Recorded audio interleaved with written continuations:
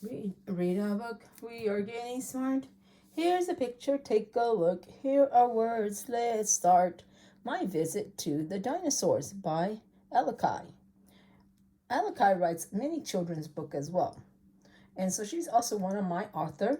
She also drew the pictures in the story. So I think, what do you think their family is at? That has natural things to show. What do we call that? This museum is a natural history museum because it's showing things in the museum of natural things that used to live a long time ago. So that's why it's called a natural history museum. Let's go and visit this museum. Here they are visiting the museum. Here's the title, My Visit to the Dinosaurs. They are exiting off the elevator. Yesterday we went to see the dinosaurs.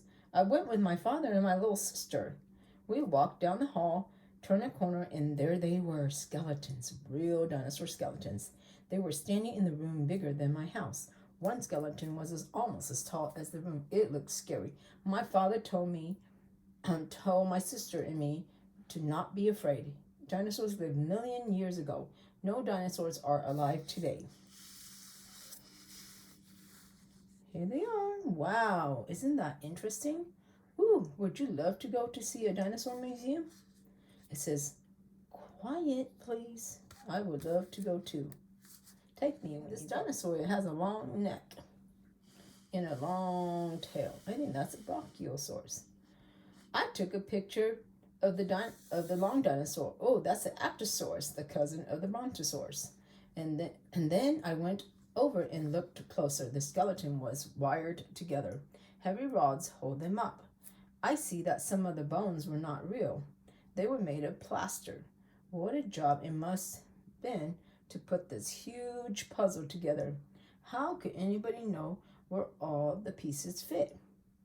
Remember when we talked about digging for dinosaur bones, and there was that team of photographer that was with them? Remember, the photographer takes the picture of where they were in the ground, and then there's a drawer. Remember, he draws where they lay.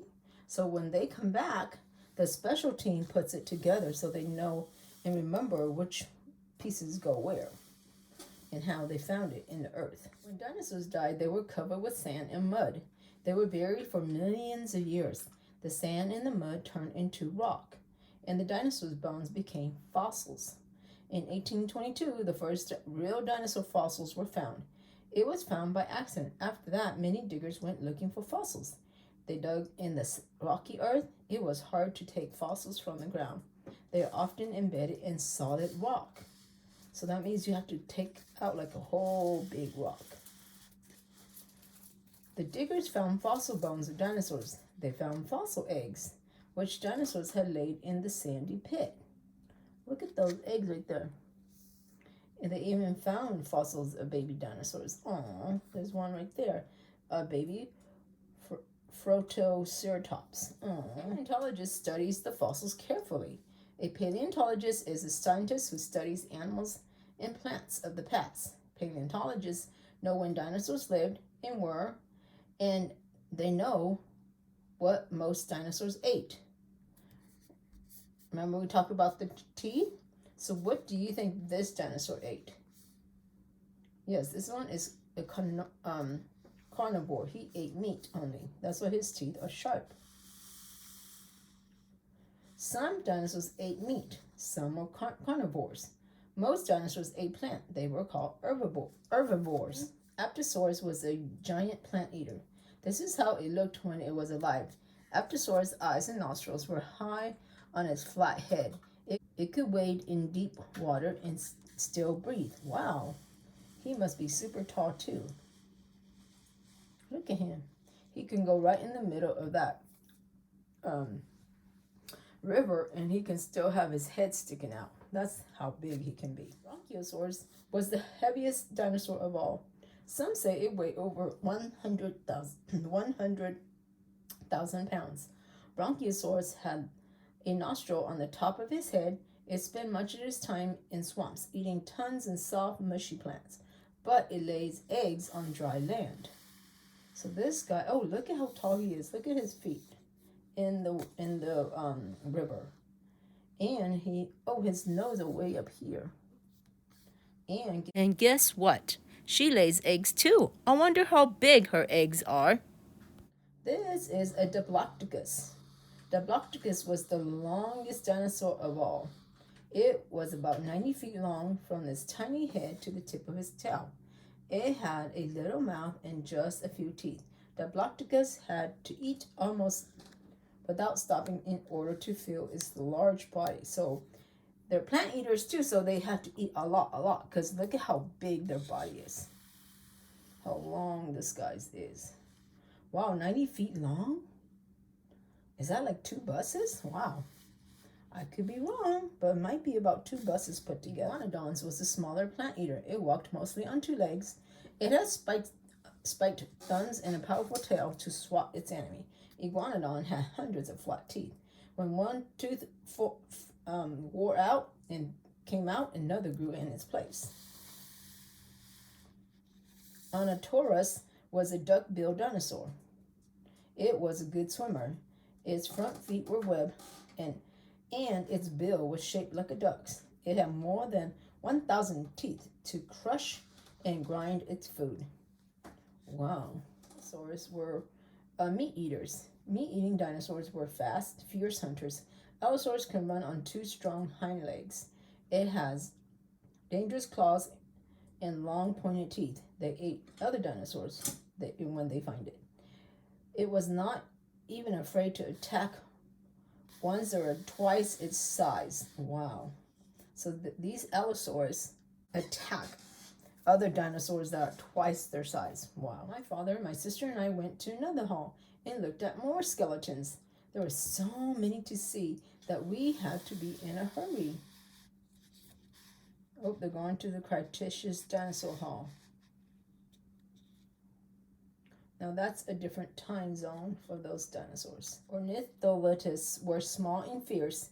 It was swift enough to catch birds. Oh, wow. So they could hide in the grass, and when the birds came, they would catch it. Ornithomytis had no teeth at all. It may have been eating the eggs of other dinosaurs and fruits and insects too. So this one is a plant eater. Who knows this one? This one is the Ankylosaurus. Remember, he has armors on his back and some spikes on his side with a club.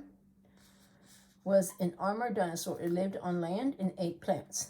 It had plenty of protections from meat eaters who would want to bite a thick, leathery skin covered with bony armors. Not me, not even me if I was a T-Rex. Stegosaurus, a plated dinosaur.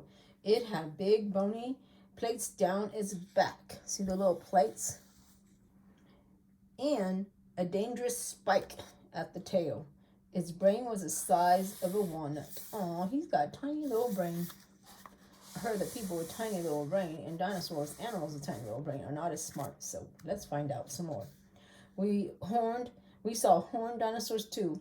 The monocolonus was the one horn on its nose. See, mono because one. The Stratococcus had horn on its nose and a collar of spikes around his neck. So this is called the Styracosaurus. This one is a little different from this guy too. See, this guy he has a frail head but has spiky spikes around his neck because that's the weak part. If the T-Rex try to bite him, he's got these that can hurt his mouth. While this one only has some frails here that are hard as well, but one sharp horn to help him defend himself. Triceratops had 3 deadly horns, one on the nose and one over each eye. A big fan-shaped bone protects its neck. My father said Triceratops could defend itself, even Tyrannosaurus Rex. I wonder who Tyrannosaurus Rex was. Now, who is Tyrannosaurus Rex? Look at his 3 horns, 1 here on his nose, 2 over his eyes, so to protect his eyes, and the frill to protect his neck.